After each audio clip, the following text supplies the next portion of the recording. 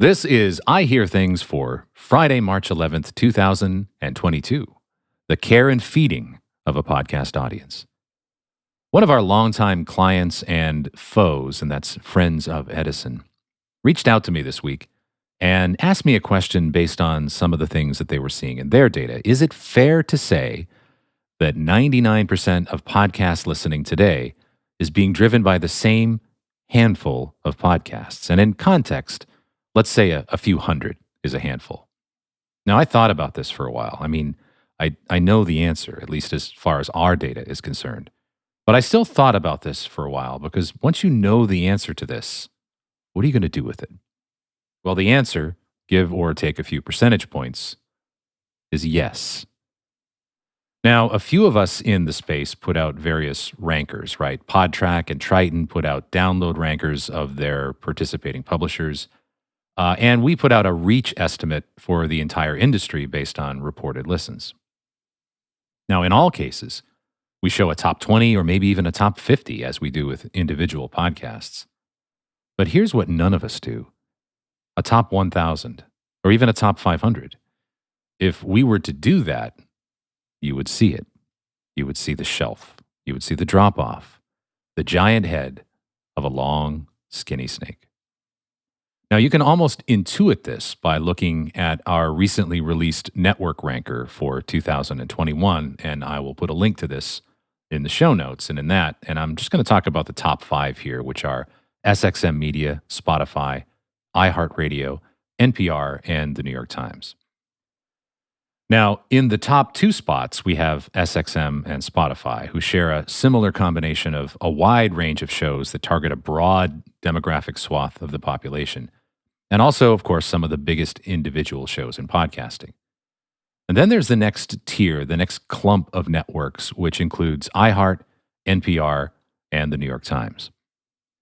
The New York Times network is essentially just a handful of shows, but they are some of the absolute biggest in the business, of course, led by The Daily. Now, iHeart, on the other hand, has almost 100 times as many shows. In fact, we track over 900 owned and represented by iHeart. But they certainly don't have 100 times the listeners. There's Stuff You Should Know, of course, and The Breakfast Club and some other big shows. But then it's hundreds of much, much smaller shows taken from their radio stations all over the country.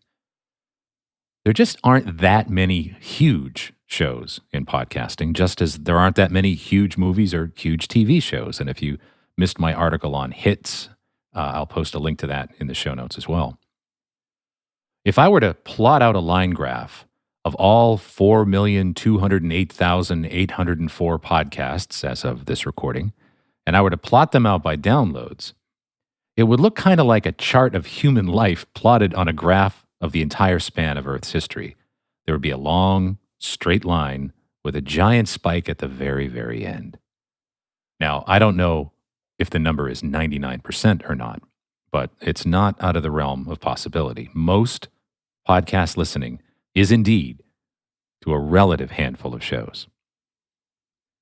Now, this may seem depressing to you, but let me assure you, it's not you, it's them.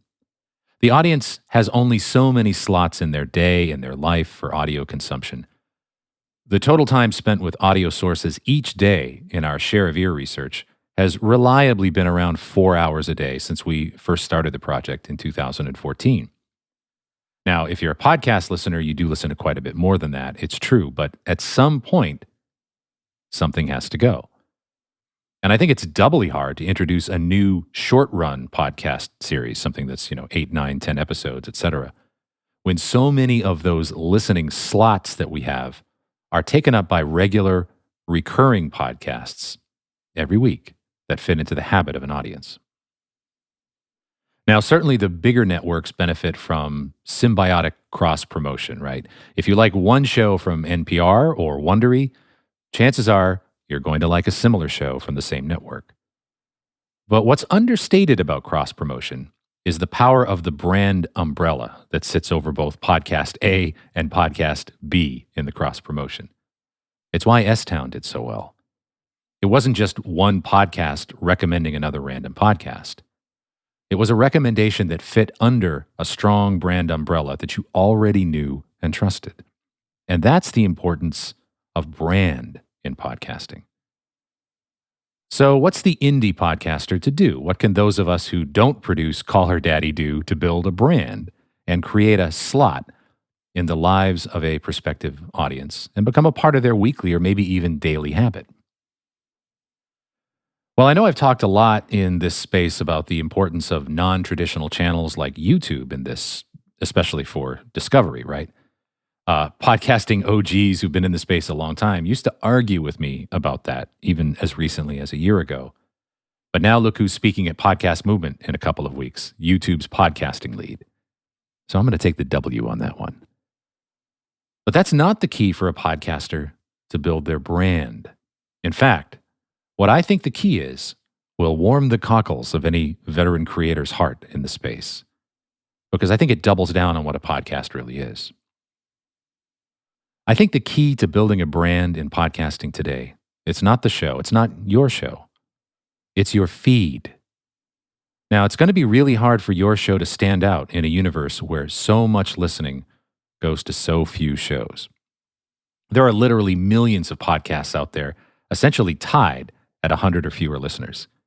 Now, if you could increase that to 1,000, you would immediately be in another tier of listening, and things could start happening for you. Now, this is difficult for a new indie show, but back up for a second and consider what you could do to get your feed up to 1,000 listeners. I bet you could do it in a week if you're diligent and you know your space. When you're competing against one of the large networks for earballs, you're not competing against a show. You're competing against a brand that stands for a thing. It reliably delivers that thing across multiple shows. And it delivers that thing daily in some fashion or another. It's why Up First is such a big show. It delivers what you know, like, and trust about the NPR News brand reliably, consistently, and frequently. This podcast that you're listening to, on the other hand, might reliably sound like me, but it sure as heck isn't frequent or even consistent. Yes, I'm admitting that I will never beat NPR. But a feed could be all of these things. A feed could deliver like-minded content of consistent quality, reliably, consistently, and frequently. I could not name all of the individual NBA-related shows on the Ringer podcast network. I don't even know if the Ringer could. It seems like the names change. But it doesn't matter. I subscribe to the Ringer NBA feed, and I reliably get on-brand, hoops-related entertainment every day. It's there when I push the button every day. Now, I may not listen every day, but I know it's there when I want it. Now, I suppose you could just say that I'm advocating for either joining or creating a podcast network, but you don't have to be that ambitious. There are thousands of marketing podcasts, for example. I used to do one of varying quality, and not so many big ones.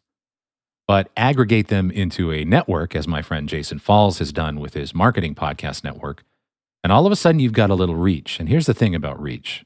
Reach begets reach. You get a little reach, it's easier to get more. Have you checked your feed for Serial lately if you are a subscriber to Serial? The show Serial has been dormant for quite a while, but Serial, the feed, has been pretty active and pretty on brand.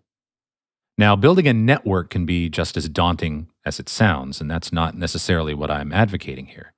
Instead, think about what other podcasts in your niche, or as the French would say, niche, share a similar approach or ethos, and just build a feed. Build a feed that stands for something and delivers on-topic content reliably and frequently. This is the path to building habits. And yes, I plan on taking my own medicine here with this very podcast. It's tough building an audience when you're putting out one show every 1 or 2 weeks, as I do here.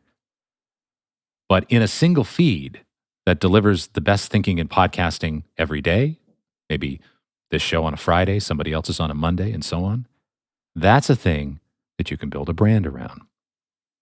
To put it another way, how are the leading podcast networks dominating the space right now? It's consolidation. But consolidation isn't only an option for the haves in the space. If you can't beat them, you can join someone. So start there. Now think about it.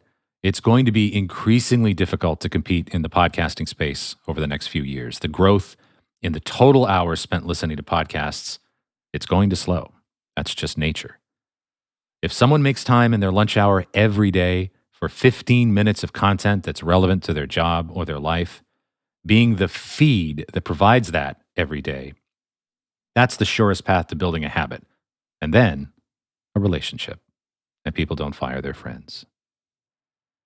Thanks for listening. And I want to give a special shout out to Marcus DePaula from meonlylouder.com, who, with solicited advice, gave me some tips on improving the sound quality of this podcast, which I greedily adopted. So if you're interested in improving the sound of your own podcast, check out Marcus's site at meonlylouder.com.